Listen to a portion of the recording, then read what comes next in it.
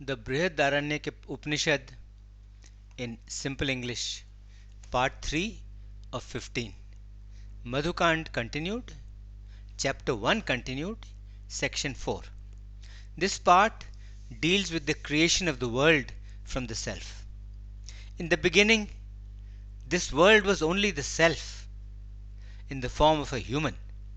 Looking around, he saw nothing else whatsoever other than himself. His first words were, I am, and from that arose the name of I.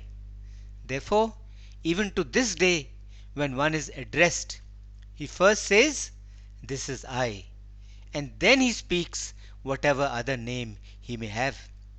Before all this, he had burnt all evils. Therefore, he is called Purush, the person, the one who has burnt all evils. He who knows this truly burns up him who wishes to be before him. He was afraid. Therefore, to this day, one who is alone is afraid. He then thought, since there is nothing else in existence except myself, of what am I afraid? With this realization, his fear passed away. For of what should he have been afraid of, since there was no one else in existence but he? Surely, it is from a second, it is from another that the feeling of fear arises. Since he was alone, he had no happiness. Therefore, to this day, people are not happy when they are alone. He desired a mate. He desired a companion. With this in mind, he became as large as a woman and a man in close embrace. He then split that self of his into two parts. From that arose man and woman, husband and wife. Therefore, as Yagyavalkya used to say, this body is but one half of oneself. It is like one of the two halves of a split pea. Therefore, the other half of this space is filled by a wife. He became united with her. From that, the race of human beings was produced. She thought, how can he unite with me after having produced me from himself? Let me hide myself. She hid herself and became a cow. He became a bull and was united with her. And from that, cows were born. The one became a mare, the other a stallion. The one became a she-ass, the other a he-ass. And from that, hoofed animals were born. The one became a she-goat, the other a he-goat. The one became a ewe, the other became a ram. And from that, goats and sheep were born. In this way, everything in creation was produced. Whatever that exists, from the biggest of creatures to the smallest of creatures, such as ants and the like. He knew this, that he indeed was this creation, for he had produced all this out of himself. Therefore, he became the creation. He who knows this as such, he comes to be in that creation of his. Then he rubbed back and forth and produced fire from its source, the mouth and the hands. Both these, the mouth and the hands, are hairless on the inside, for the source is hairless on the inside. When the people say sacrifice to him, sacrifice to the other one, what they in fact mean is that all this is his creation only, and he himself is all the gods too. Whatever is moist, that he produced from semen, and that is som. This whole world is just food for him, and he is the eater of that food. Som is food, and fire is the eater of food. This is the highest creation of Brahma, that he created the gods who are superior to him. He, though mortal himself, created the immortals. Therefore, it is the highest creation. He who knows this, he himself becomes a creator in this highest creation. At the beginning of time, this universe was homogeneous. It was one only. Later on, it became differentiated by name and shape. The universe today is differentiated by name and shape. So it is said, he has this name, he has this shape. In the undifferentiated, homogeneous world, there is only one name and one shape, or only one consciousness for the whole world. The different names and different shapes are the differentiated conditions of the one name of the world consciousness.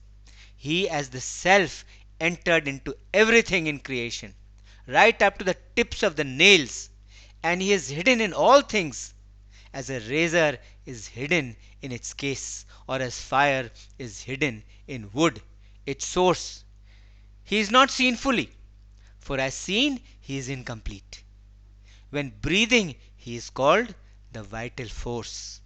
When speaking, he is called the voice.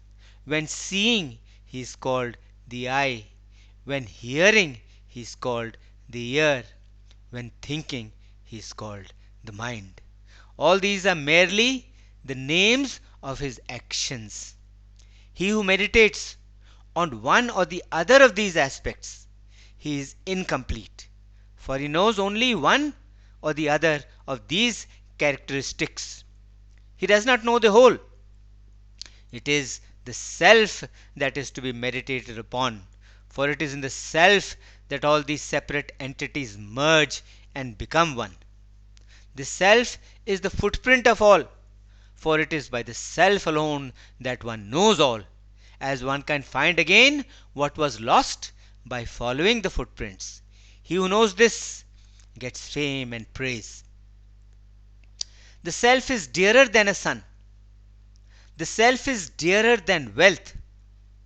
The Self is dearer than everything else, and it is the innermost core. If one were to say to a person who speaks of anything else than the Self as dear, he will lose what he holds as dear. Yes, he would most likely do so. Therefore, one should meditate on the Self alone as dear. He who meditates on the Self alone as dear, for him whatever he holds dear will never perish. They say, since men think that by the knowledge of Brahm they become all, what was it that Brahm knew, by which he became all? Brahm indeed was all this in the beginning. It knew itself only as I am Brahm. Therefore it became all. Whoever among the gods became aware of this, he indeed became that. It is the same in the case of the sages. It is the same in the case of men. Seeing this indeed, the sage Vamdev knew, I was Manu and I was the sun too. This is so even now. Whoever knows this, that I am Brahm, he in reality becomes all this. He becomes the entire creation. He becomes Brahm indeed. Even the gods cannot prevent his becoming thus, for he becomes the very soul of the gods. So whoever worships any god other than this Self, thinking that he is one and that Brahm is another, thinking that he is different from Brahm, he certainly knows not. He is ignorant. He is like an animal to the gods. As many animals serve man, so too does each man serve the gods. Even if one animal is taken away, it causes displeasure. What should one say if many animals are taken away? Therefore it is not pleasing to the gods that men should know this. Truly, in the beginning, this world was Brahm, one only. This being one and alone did not flourish. He therefore created another form with great qualities, the Kshatriya power. Among the gods he created Indra, Varun, Som, the moon, Rudra, Parjanya, Yam, Mrityu and Ishan as the Kshatras, as the rulers. There is nothing higher than Kshatriya power. Therefore, at the Rajasuya sacrifice, the Brahman sits below the Kshatriya. On Kshatriyahood alone is this honor conferred. But the Brahman is nevertheless the source of the Kshatriya. Even if the king attains supremacy at the end, he resorts to the Brahman as his source. Therefore, he who injures the Brahman strikes at his very source. He becomes more evil as he injures one who is superior. Yet he did not flourish. He created the vis, the commonality, the classes of gods who are designated in groups, the Vasus, the Rudras, the Adityas, the Vishwadevas, and the Maruts. He still did not flourish. He then created the Shudra order as Pushan, the nourisher. Truly, this earth is Pushan, the nourisher, for she nourishes everything that is in creation. Even then he did not flourish. He then created an excellent form, that of law and justice. This is the power of the Kshatriya class, namely law and justice. Therefore, there is nothing higher than law and justice. So a weak man hopes to defeat a strong man by means of law and justice, as one does through a king. That which is law and justice is truth.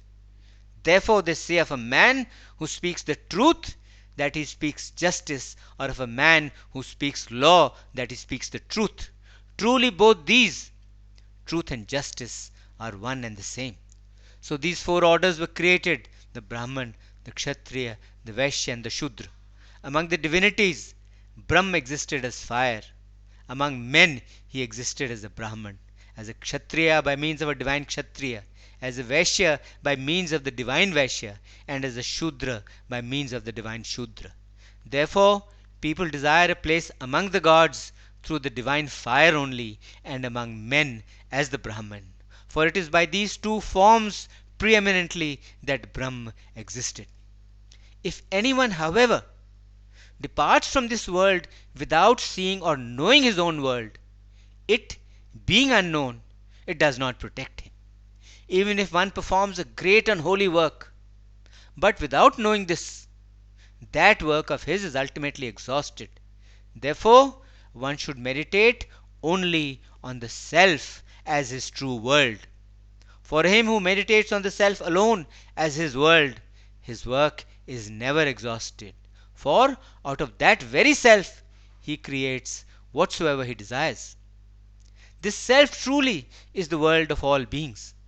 When he makes offerings and sacrifices, he becomes the world of the gods. When he learns the Vedas, he becomes the worlds of the seers. When he makes offerings to the fathers, to the ancestors, and desires children, he becomes the world of the fathers. When he gives food and shelter to men, he becomes the world of men.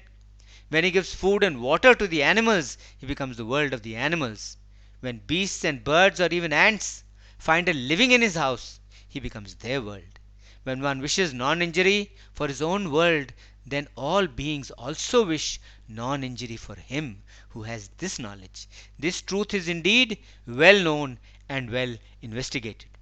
In the beginning, this world was just the self, one and one only. He desired, if I had a wife, then I could have children. If I had wealth, then I could perform works and rites. This much indeed is the range of desire. Even if one wishes, one cannot get more than this. Therefore, to this day, a man who is single desires, if I had a wife, then I could have children. If I had wealth, then I could perform works and rites. And as long as he does not obtain these, he considers himself to be incomplete. It is the ignorance of man that he thinks that he is incomplete without wife, children, and possessions. He should know that his completeness is not dependent on them. His completeness is as follows: his mind is his self, his speech is his wife, his breath is his offspring, his eye is his human wealth. For it is with the eye that one finds wealth. His ear is his divine wealth, for it is with the ear that he hears of the divine. His body indeed is his work and field of work, for it is with his body that he performs all work. So this sacrifice is fivefold.